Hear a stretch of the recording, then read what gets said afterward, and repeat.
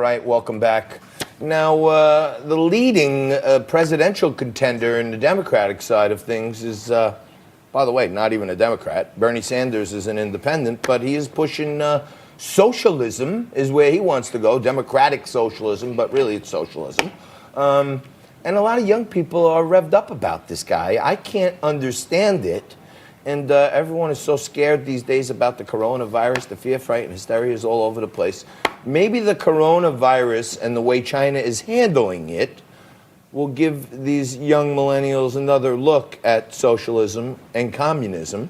And to break that down, my favorite millennial, Pavlina Osta, joins you now. She's a producer with Salem Media. She's a host of the If God Had a podcast. And then when she has an extra few minutes every single week, she helps produce our last guest, Hillary Kramer's nationally syndicated radio show, Kramer's Millionaire Maker. So you are quite the accomplished millennial. Oh, thank you. Why are all these young kids thinking that socialism, communism, and all these authoritarian things are good? Well, right. What's so happening? Millennials are fangirls for socialism, communism. You know, democratic socialism isn't too far off. They love it because it takes care of everyone. You know, free healthcare, free college. It sounds wonderful. Doesn't that sound wonderful, John?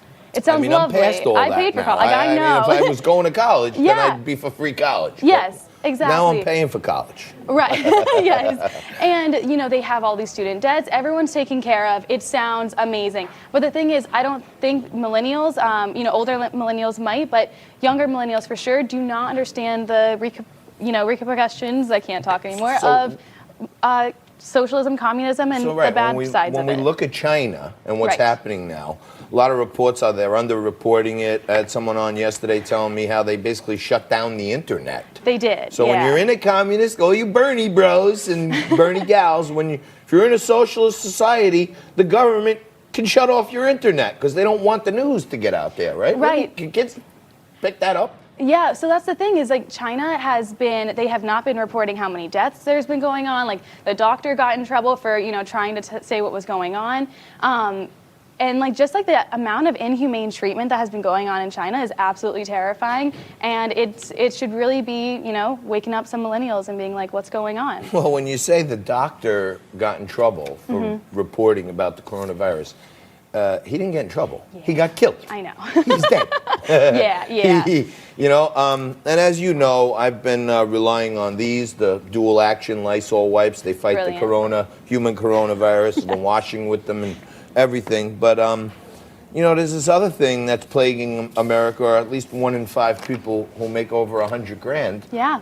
Apparently, they're still living paycheck to paycheck on $100,000. Yeah. What's happening here? John, you would think that $100,000 would be enough for, you know, you could have a decent life, right? 1 in 5 millennials that are living paycheck to paycheck, that are making that amount of money, it's crazy because they are living in high, you know, expensive areas: New York, D.C., Connecticut, San Francisco, different places in California. That's one reason. Another reason is because of that student debt. Once again, it seems to just keep coming back. But because they're making more money, it's also, you know, they have higher degrees, so that graduate degree. The Americans, you know, collectively, it's like 1.5 trillion, in debt. So graduate degrees obviously have a huge chunk of that, and that's, you know, they're paying off their undergrad, and they're also paying off the graduate. So it's a lot to handle. So if you're living in any of the coastal elite states, New York and others, the rents are high. It's you make high. $100,000, it's $8,000 a month. You pay 40% in tax, it's $3,200. You're left with $4,800. Your rent's $2,500. Your student loan debt, you got $500 to live, basically. Right, and it all comes back to wanting to, you know, show your life on social media, like you're eating at the cool places, you're, you know, going out and having all the fun restaurant experiences. You know, it all comes back to social media, which I think is really interesting. Got it. So.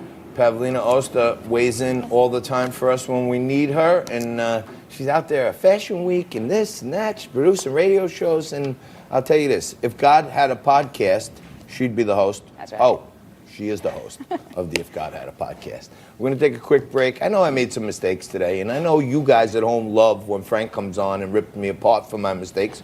We're going to do that right after this in the WTF, What the Facts.